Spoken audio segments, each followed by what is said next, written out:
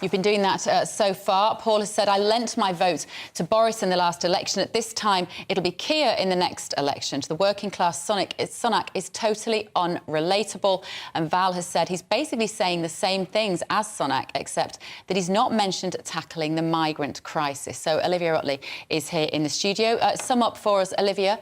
What did Keir Starmer set out for the nation, his vision for the future?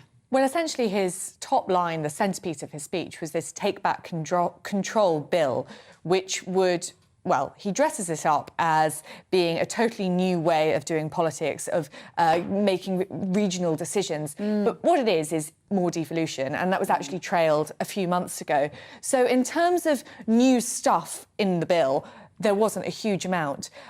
Tone-wise, it was quite interesting to see him talk about... He talked about patriotic pride a little bit, and he talked about ambition, talked about releasing untapped potential. I mean, you can see there a lot of clear water between him and Jeremy Corbyn. This is a very different sort of man we're looking at.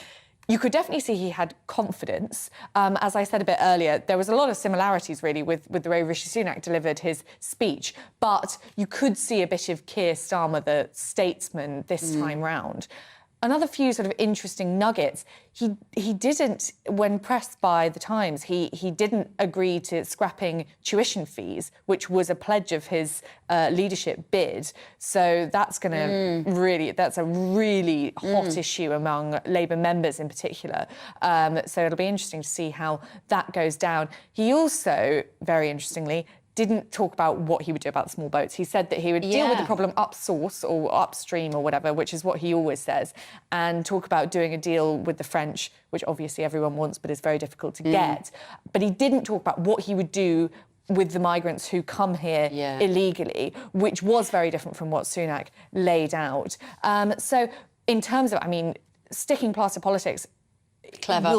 Yes, and will really resonate with the public. Finishing my sentence. Sorry, Olivia. No, I couldn't think of the word. I could listen to you all day, to be honest. If you just want to just talk at me, I'll just listen. Go on. Yeah, sticking past politics would definitely resonate. And what he said about energy, about the Tories not investing in nuclear energy, not investing in offshore wind, that will strike a note with almost everyone in the UK, I think. Well, sitting next to you, thank you, Richard Tice from the Reform Party. You stole a lot of my programme yesterday. Hopefully it was for good news. Hopefully your listeners and viewers enjoyed it. By means of an apology, you've come in today to talk to me. I think everyone was very interested to hear what you had to say today. How do you think you compared with Rishi Sunak yesterday, but also Keir Starmer today? Well, firstly, it was interesting that Sunak advanced his speech. I say because he knew that I was speaking. Others might say it was because Starmer was speaking. Look, the bottom line is there was absolute clear water between the three speeches. We've just heard from Keir Starmer. Lots of warm waffle. Just like Rishi Sunak, lots of warm waffle. But where's the specifics? We've got a nation in absolute crisis. And the only specific, as Olivia's just said, from Keir Starmer, is devolution, in inverted commas. That's actually code word for more bureaucratic, bungling blockages down the track. What I put forward, I'm the only person who put forward an absolute, clear, financial specific. Right? We've got a cost of living crisis. We've got an inflation crisis. Wherever you look, there are crises. I said, with a clear mandate, clear specific, you've got to lift the starting point at which anybody pays income tax from 12.5 grand to 20 grand. That's 30 quid a week. We've got to help the 5.2 million people on out-of-work benefits, talent, opportunity. Everybody talks about that. Nobody specifies on the people on benefits that we've got to get back into work rather than importing cheap overseas labour. So that was the real specific. I set out how we pay for it, and that's the difference. You're not going to get lots of warm, cuddly waffle from me, Bev. What you're going to get is action, specifics, dealing with the challenges and the crises facing the country now, not 10 years down the track. So what do you make then of when one of the reporters did say to Keir Starmer, you know, how are you going to are you going to match the Conservatives with your spending plan? He says, well, we just can't decide that yet. He has a point, though, doesn't he? Until he's sat in that seat with the numbers in front of him, he can't do the maths, can he? Nonsense. That's pathetic. That's just kicking the can down the road.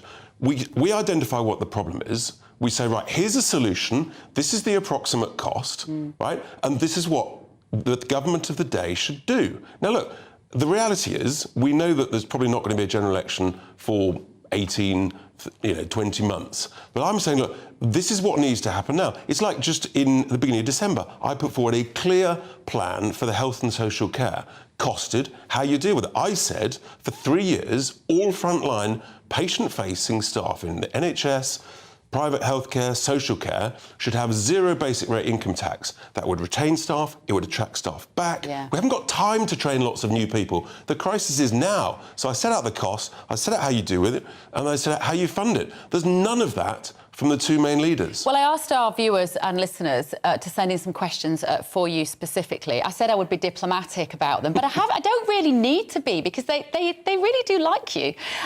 There's a note of surprise in my voice, though. I'm sorry about that. I said I was going to be diplomatic. Here's a question for you, then. Will Richard get rid of legal aid lawyers to cure the immigration problem, or force people to? That's one. And then what are your policies about the situation in Northern Ireland? Yeah, so on the issue of illegal immigration, we're the only party that has got a clear 6-point plan to deal with the illegal immigrant crisis across the Channel, which will get worse and worse. And we've based it on what successfully worked in Australia. So we've got a clear plan there. And yes, I wouldn't allow people who've come here illegally to claim legal aid at the cost of British taxpayers when they've already paid £3,000, £4,000, £5,000 to get on the boat in the first place. Frankly, if they've got that sort of money to pay to get here, then if they need a bit of legal advice, then I think most people would say, well, you can pay it yourself. And with regard to Northern Ireland, look, there is a major crisis here. The Northern Ireland Protocol isn't working. We said at the time it wouldn't work. And I think that the Northern Ireland Protocol bill, it's a step in the right direction. But fundamentally, we've got to get tough. We've got to make it quite clear to the EU that we would invoke the Article 16 of the protocol unless you give them a very short time frame to reorganise everything that's not working. I'd give them 3 or 4 weeks. And Sunak, he's bottled it. He's shelved it. Why? Because he wants to be cuddly and nice, and that's all very well, but the EU will literally take advantage of that. And I promise you, we will be here months and months down the track. Nothing will have happened. They'll still be talking about it. There'll still be huge problems in Northern Ireland. The situation will be getting worse. Reform is the only party with the courage to stand up and say, enough is enough. Northern Ireland has been partitioned from the rest of the UK, and it's unacceptable.